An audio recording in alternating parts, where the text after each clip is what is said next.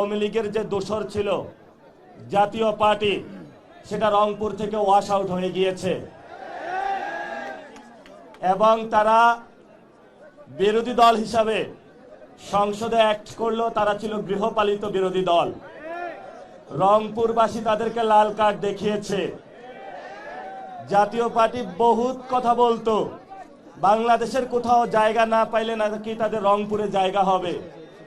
রংপুরবাসী তাদের সঠিক বিচার করেছে এবং জায়গা ঠিক করেছে যে ফেসিবাদী কোনো শক্তির সাথে তারা আপোষ করবে না ইনশাআল্লাহ। প্রিয় রংপুরবাসী, আমরা বাংলাদেশের খুব সংকটের মুহূর্তে যাচ্ছি। আগামীকাল সংসদ অধিবেশন শুরু হচ্ছে। আগামীকাল বাংলাদেশে সিদ্ধান্ত হবে বাংলাদেশ কি গণতন্ত্রের পক্ষে যাবে নাকি স্বৈরতন্ত্রের পক্ষে যাবে। যদি আগামীকাল বাংলাদেশ স্বৈরতন্ত্রের পক্ষে যায়, আমাদেরকে আরেকটি বিপ্লবের প্রস্তুতি রাখতে হবে ইনশাআল্লাহ। আমরা অনেক ভুল করেছি, আমরা অনেকের প্রতি দয়া দেখিয়েছি, অনেকের প্রতি মায়া দেখিয়েছি, অনেকের প্রতি সহনশীল আচরণ করেছি, ভদ্র ব্যবহার করেছি, সভ্য সমাজের সূচনা করেছি।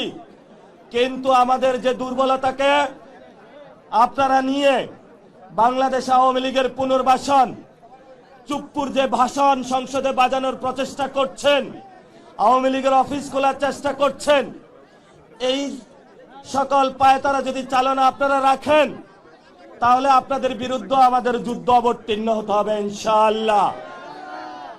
গতবারে আমরা একটা ভুল করেছিলাম।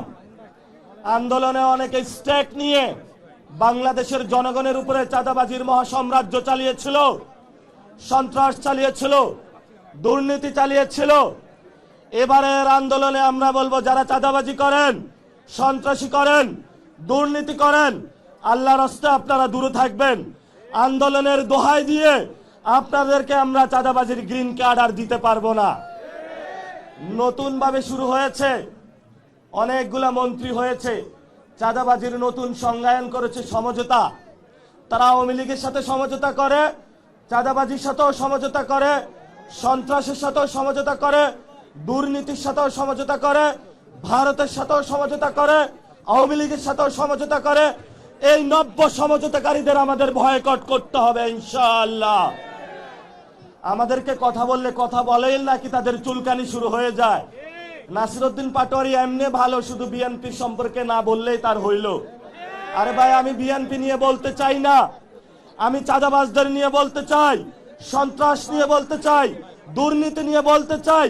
যদি তোমার দলে এগুলা থাকে, দ্রুত তাদেরকে বের করুন। না হলে আজকে যেমন মানুষ বলছে আব্বাস চাঁদাবাজ, কালকে বলবে বিএনপি চাঁদাবাজ। সময় কিন্তু এখন বেশি নাই। অনেকের গায়ে একটু শিউরে উঠে যে আব্বাস চাঁদাবাজ বললে যে একজন ব্যক্তিকে এত অ্যাটাক করা হয়। এটা কোনো ব্যক্তি আব্বাস না, এটা পুরো বাংলাদেশের তাদের চিত্র ফুটে উঠে একটা ব্যক্তির মধ্য দিয়ে। এই জন্য দ্রুত এগুলা বন্ধ করেন। যদি বন্ধ করতে না পারেন, তাহলে সবারই কিন্তু চাদর ধরে আমরা টান দিব। যেখানে লেখা আছে চাঁদাবাজ, সন্ত্রাস, দুর্নীতি, সেখানে আমাদের শক্ত লড়াই হবে। আপনারা ঘরের দেওয়ালে, মার্কেটে, বিভিন্ন জায়গায় লিখে রাখবেন, চাঁদাবাজদের বয়কট করুন। এখানে চাঁদাবাজের প্রবেশাধিকার নিষিদ্ধ, সামাজিকভাবে তাদেরকে বয়কট করতে হবে। মসজিদের মিম্বার থেকে খুতবা দিতে হবে, ক্লাস থেকে টিচার ঘোষণা করতে হবে। তোমরা যারা চাঁদাবাজ আছো, স্টুডেন্ট যারা রয়েছেন, বলতে হবে, বাবা যদি তুমি চাঁদাবাজি করো, তোমার ইনকাম আমার দরকার নাই, তুমি এই ঘরে আর আসবা না। বউ তার জামাইকে বলতে হবে, তুমি যদি চাঁদাবাজি করো, তোমার সংসারে আমার খাওয়ার দরকার নাই, দরকার হয় আমি রাস্তার পাশে দোকান দিয়ে খাবো, তবুও চাঁদাবাজদের টাকা আমরা ধরবো না।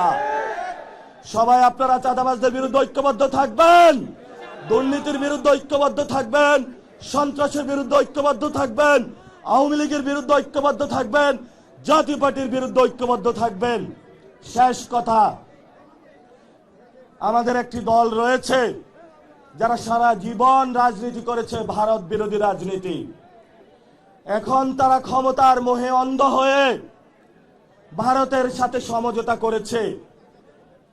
বাংলাদেশে আমরা বলতে চাই, আমরা মান মর্যাদা চাই। আমরা হতে পারি গরিব, আমাদের অনেক সংকট থাকতে পারে, কিন্তু মর্যাদার প্রশ্নে আমরা কোনো দেশের সাথে সমঝোতা করতে রাজি নই। তোমরা যারা সমঝোতা করেছো, আওয়ামী লীগের সাথে আতাত করেছো, বাংলার মানুষ একদিন তোমাদেরকে জবাব দিবে। গত 50 বছর রাজনীতিতে প্লে করেছো ভারত কার্ড, নতুন করে এখন সমঝোতার কার্ড চালু করেছো। আমরা তোমাদেরকে হুঁশিয়ার করে দিতে চাই, বাংলাদেশের মানুষ 18 কোটি মানুষ যতদিন জীবিত থাকবে, রংপুরবাসী যতদিন থাকবে, ভারতীয় আধিপত্যবাদ আমরা বাংলাদেশে মেনে নেব না। আপনারা সবাই হাত তুলে শপথ করুন, ভারতের বিরুদ্ধে বাংলাদেশের আমাদের লড়াই সংগ্রাম ঐক্যবদ্ধভাবে চলবে। চাঁদাবাজদের বিরুদ্ধে লড়াই চলবে, সন্ত্রাসের বিরুদ্ধে লড়াই চলবে, আওয়ামী লীগের বিরুদ্ধে লড়াই চলবে, জাতীয় পার্টির বিরুদ্ধে লড়াই চলবে। সেই বিপ্লবে দেখা হবে। সবাই ভালো থাকবেন। সবাইকে ধন্যবাদ। ইনকিলাব জিন্দাবাদ। শহীদ ওসমান হাদি ভাই অমর হোক। ইনসাফের রাজত্ব কায়েম হোক। নতুন বাংলাদেশ গঠন হোক। আসসালামু আলাইকুম ওয়া রাহমাতুল্লাহি ওয়া বারাকাতুহু। রংপুরবাসী।